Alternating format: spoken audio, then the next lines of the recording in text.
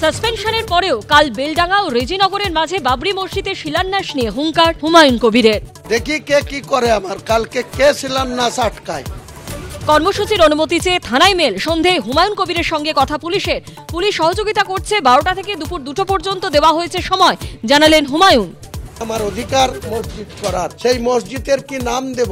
আমার পুত্র সন্তান জন্মালে আমি তার নাম বাবর রাখবো না হুমায়ুন রাখবো, মুখ্যমন্ত্রী বলে দেবেন। তৃণমূল থেকে সাসপেনশনের পরেই ফোন সেলিমে, যোগাযোগে মিম আইএসএফ, দাবি হুমায়ুনের। সবাই যোগাযোগ করে, দাবি সেলিমের। মিথ্যা আক্রমণ নওশাদের।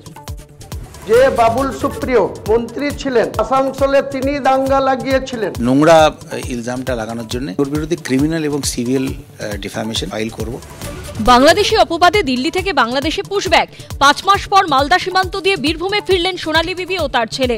বাকি 4 জন কোথায়, প্রশ্ন তৃণমূলের। আদালতের নির্দেশে অবশেষে গ্রুপ সি গ্রুপ ডি দাগি শিক্ষাকর্মীদের তালিকা প্রকাশ। অভিভাবকের নাম, জন্ম তারিখ দিয়ে 3512 জন দাগি শিক্ষাকর্মীদের তালিকা প্রকাশ এসএসসি।